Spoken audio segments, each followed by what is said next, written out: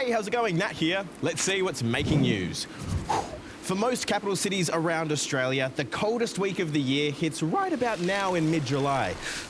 So sass, any hope of it warming up soon? That's right, Nat. Australia is in the midst of what's called a cold snap. Okay, it's freezing. Well, except for places like Darwin.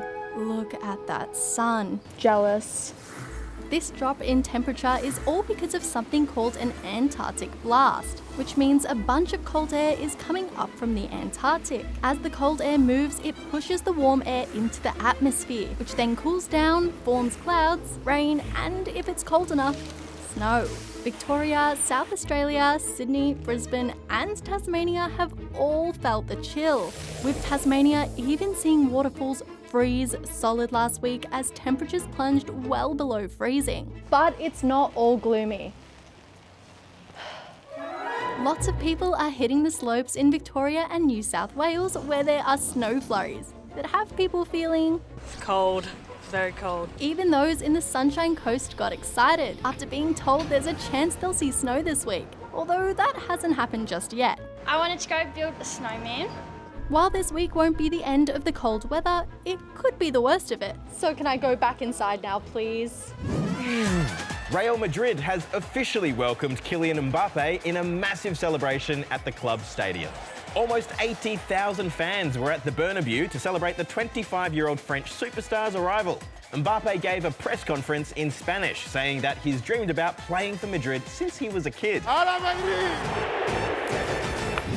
If you had the chance to meet an astronaut, what would you ask them? Well, a bunch of kids in Sydney had that opportunity with Australia's first ever female astronaut. Check it out. Do you know what's on the other side of the moon? Who was your biggest inspiration? What if you encountered aliens? I would hope that they're friendly so I can give them a high five. These are a few of the questions these budding space explorers had for Australia's latest moonwalking astronaut. The moonwalk dance might not be her forte, but actual moonwalking might be one day. See, Catherine Bennell-Pegg is Australia's first graduate from the European Space Agency, after recently wrapping up 13 months of rigorous and quite fun-looking training. I never believed I'd have the chance to do that representing Australia. Australia doesn't have a human spaceflight program at the moment, making it really tricky for Aussies to become astronauts and get to space. But that's something these kids and Catherine hopes will change. On a mission, do you think there will be other Australian astronauts? I would love nothing more than to have more Australian astronauts, maybe some of you in the audience. Would you like to be an astronaut one day? Yeah. I'm very intrigued in science and chemistry. To go on adventures. I think I would like to just be floating around. It would be really fun.